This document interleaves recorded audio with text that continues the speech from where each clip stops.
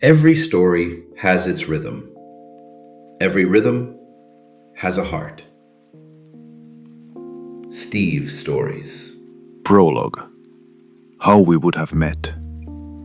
A monologue, duet that rewires fate. Fade in, black. Two voices, two cities, one unfinished destiny. If I had not been tired that night, if I had gone home like a good girl, if I had listened to contracts, schedules, agents, the entire machinery built to own my breath, I never would have met him. Not like that. Not in the quiet, dangerous way he exists when no one is watching. Sometimes I wonder, how would we have met if fate hadn't shoved me toward him like a woman tripping in her own exhaustion? She talks like everything in her life was decided before she could choose a toothbrush. But I know her truth. She would have found me anyway. A woman like Anna doesn't wait to be discovered. She collides. Maybe we would have met on a Monday. A stupid, ordinary Monday where both of us were pretending to be fine. I would have been buying fruit I didn't want. He would have been buying coffee he didn't need. And he would have reached for the same peach I chose with the arrogance of a woman who believes the world owes her something soft. Our hands would have touched. I would have pulled back. Pretended I didn't. I'd say something boring, something true, and she'd blink like no one had spoken truth to her in years. I would have let her take the peach, of course, and she would have walked away. But she'd look back, once, just long enough for me to know we would meet again. Or maybe we would have met in a bookstore, or the wrong train, or a bar with awful lighting but good jazz, or standing in the rain without an umbrella. He'd be the man offering his without looking like a hero. And I would have pretended I didn't want to know his name. She thinks I'm exaggerating. I'm not. Some people aren't accidents, they're appointments. She was heading toward me long before she knew it. And I was tired enough, quiet enough, broken enough to finally notice her. So yes, we met where exhaustion turned into honesty, where the mask cracked, where my life stopped performing long enough to let him see the woman under all the noise. But the secret? We would have met anyway. Berlin, Paris, Kiev, a market, a train, a moment I didn't recognize as destiny until he stood in front of me. This story didn't begin the night we met. It began the moment the universe decided it was done letting us walk past each other. Episode 1. Kreuzberg Red. The Voltage Spike. Stylization. Operatic telenovela Inferno. Logline. The night a high-fashion model runs from her own reflection and hands her number to the SysAdmin who reads the error logs of her soul. Weserstraße. Thursday night. Rain not falling, but thrown. Heavy, angry sheets hammering asphalt. The low-frequency rumble of the U-Bahn vibrates the puddles from below. Berlin is bleeding neon. Violet signage bleeds into gutter oil. Steam from doner stands curls into cigarette smoke. The air stinks of falafel grease, metal, and aggressive apathy. Steve, 47, walks through the downpour like a tank that lost its war and kept the dents. He is not dressed for the runway. Navy Columbia fleece hoodie, half zipped over a graying t-shirt. Battered leather satchel slapping against his hip. Beard like a geological map of gray overtaking black. Eyes of a man who has seen the blue screen of death too many times to panic. Thursday in Neukölln is a liar. It promises the weekend so you forget you still have to survive Friday. The city is a server room running without cooling. Everyone is overclocked. Everyone is glitching. He stops under the buzzing neon of a dive bar. The sign flickers like a trapped wasp about to die. I am the SysAdmin of this reality. They snort glitter. I check the backups. I am the concrete. I do not move. I do not dance. I just hold the ceiling up. He pushes the door open. A humid room tone of wet wool, cheap gin, and human static. A microphone feedback shriek cuts across the chatter like a hawk. Steve moves to the bar with hydraulic inevitability. He sits. He waits. The Columbia hoodie stays on, like armor. Then, the pressure in the room shifts. Someone changed the voltage. Anna, 23, pushes through the door, carrying the storm in on her skin. She is a visual assault. Short red dress, ruched and lethal, hugging a body vibrating with anxiety. Glossy red heels, designed for marble, now sinking into sticky sawdust. Draped half on, half off, a black satin high-neck top, high-fashion armor with a gathered collar and soft sheen. She clutches it tight around her throat, trying to hide the red underneath. Wet hair plastered to her cheek. Lips a bruised cherry. Боже мой, I am vibrating. My skin is too tight for my body. I told the agency I was feverish. I lied. I am not sick. I am starving for silence. Her eyes scan the room for the dead zone, the darkest corner, farthest from phones, flash, and expectation. She finds it, moves toward it, pulls the black satin tighter around her throat, as if she could zip her soul closed. 4 days, no cameras, no hands fixing my strap, no director shouting, more vulnerable. Just me and the noise. Steve, halfway through a sip of beer, freezes. Ay, carajo. That is not a woman. That is a critical system error. Look at the architecture. Red dress, black satin shield, high-maintenance chaos wrapped in expensive fabric. The voltage coming off her could fry the entire grid. He tries to look away. He fails. The command is overridden. The song, The Current Connects. Heavy erotic synth bass slinks out of the speakers. Johnny Gill's My drips like honey in the dark. A host at the mic grins. Steve, the legend. Take us to church, Bruder. A small ripple through the crowd. Steve is known here.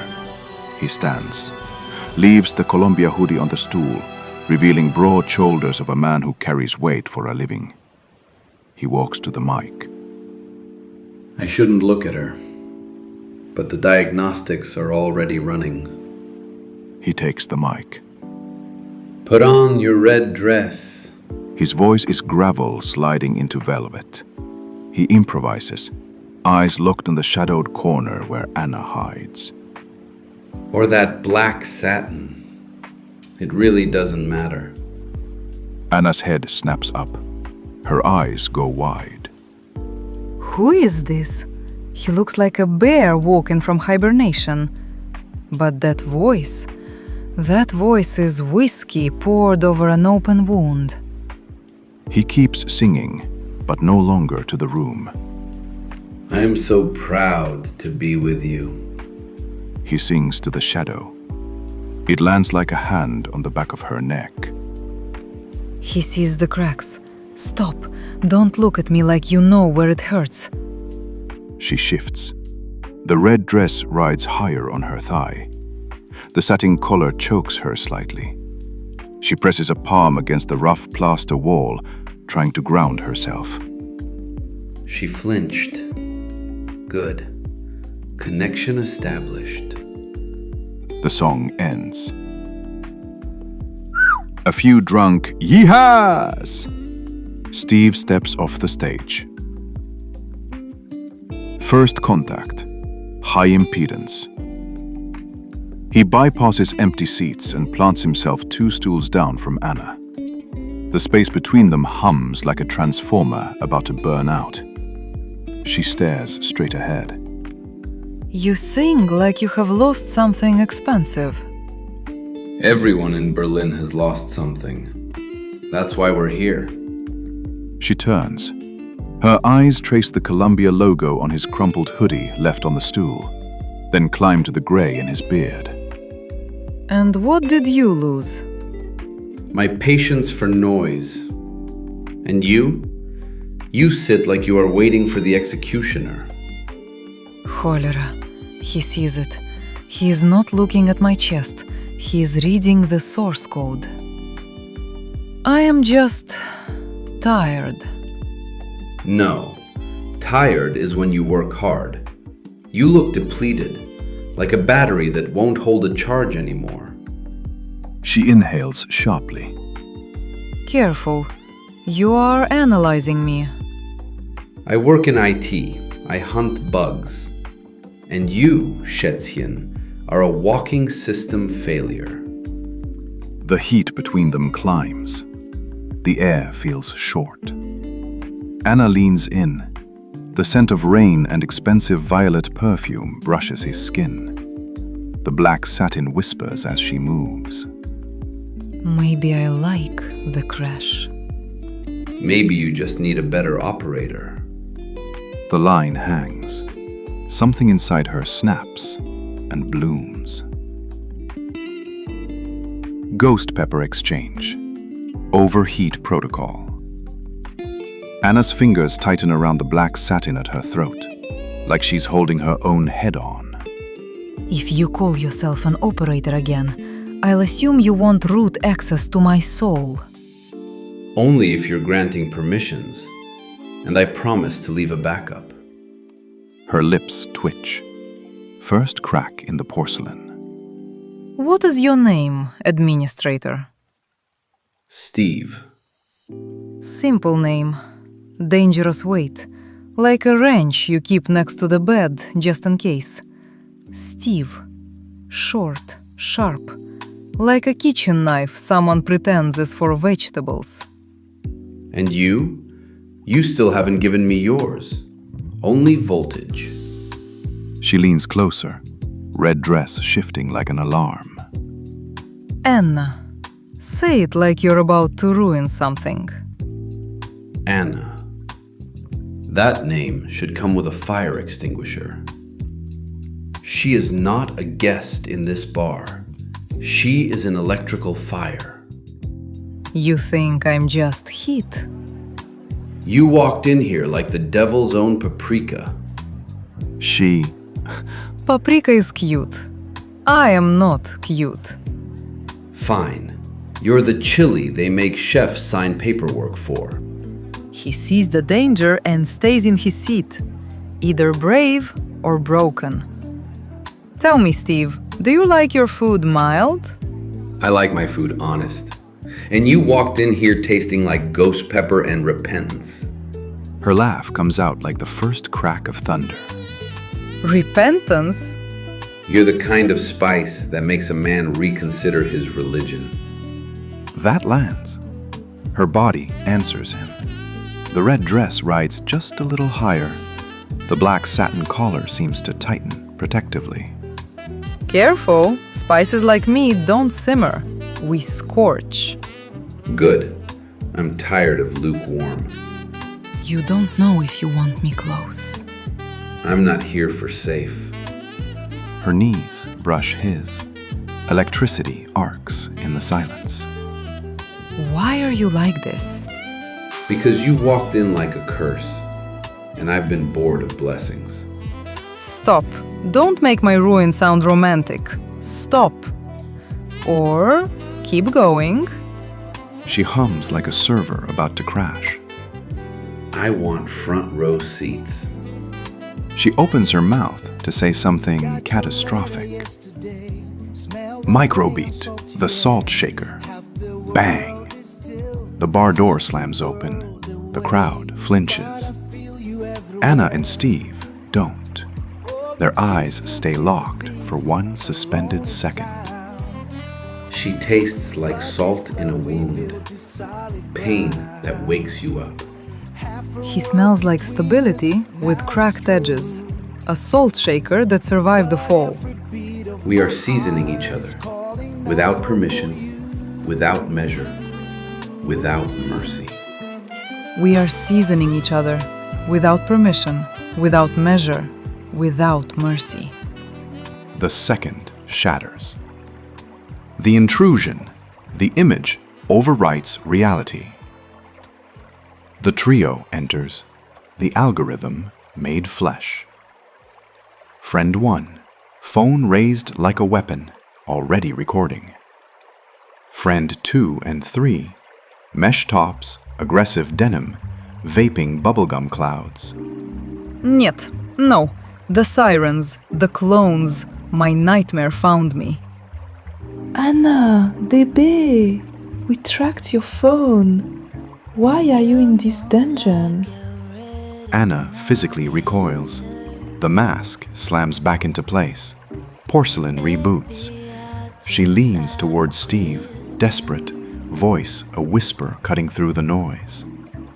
I have to disappear. Run then. I can't just run, they'll follow. She grabs his arm, nails digging in. Give me your phone, zaraz. Why? Because if I leave without a lifeline, I will drown. He studies her for half a second, then hands his phone over. Their fingers brush. Snap! A visible blue spark jumps between their skin. Steve jerks his hand back. Anna inhales sharply. Electrical burn. Good. Mark me. She types quickly. Anna shoves the phone back against his chest. Hard. Don't call me. Text me. But only if you are real. I can't take any more simulations. I am the only real thing in this room. The trio descends, a cloud of judgment and vape. Ew. Anna, who is the lumberjack? Is he your driver?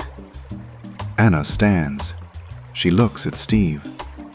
There is a microscopic crack in her heart, but survival has rules. He's nobody. Just static. The red dress and black satin vanish into a swarm of mesh and noise. Steve sits motionless. He doesn't watch the exit. He looks at the phone screen. Anna, a small, dangerous smile cracks his beard. Split aftermath. The network is down. Split screen left. Interior Steve's apartment. Later.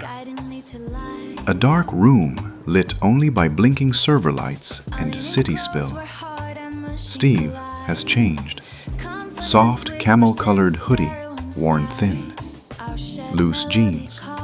He sits on the edge of his bed, the phone glowing in his hand. Right.